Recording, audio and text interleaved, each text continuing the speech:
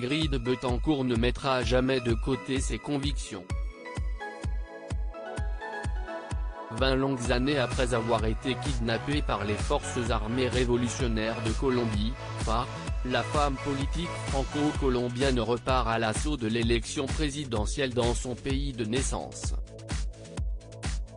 Aujourd'hui, je suis ici pour terminer ce que j'ai commencé avec beaucoup d'entre vous en 2002.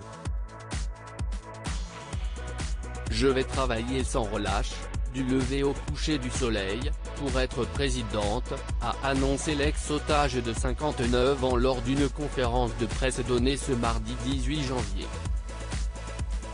Ingrid Betancourt est donc officiellement candidate à la présidence de la Colombie. À la tête du petit parti écologiste Vert Oxygène, cette dernière doit encore se soumettre à la primaire centriste du pays sud-américain, avant de pouvoir officiellement prétendre à ses ambitions. L'élection est prévue le 19 mai prochain.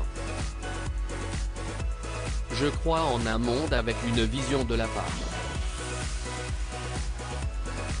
Pendant des décennies, nous n'avons eu que de mauvaises options entre l'extrême droite et l'extrême gauche. Le temps est venu d'avoir une option de centre, a déclaré la mère de famille, expliquant également que ses idées politiques avaient de bonnes chances de l'aider à l'emporter face aux favoris des sondages, l'ancien maire de Bogota Gustavo Petro.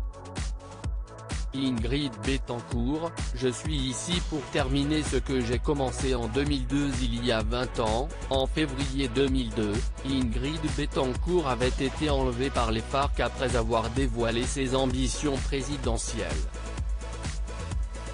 Libérée lors d'une opération militaire après plus de 15 ans de captivité, la femme politique n'a jamais mis de côté son idéologie.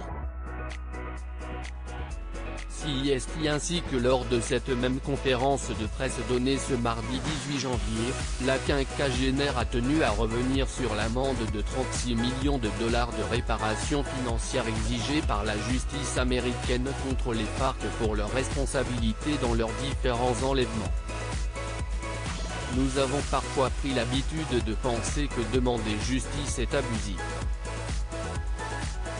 Je suis venu aujourd'hui pour demander que chaque fils, chaque fille, chaque père, chaque mère soit indemnisé et indemnisé.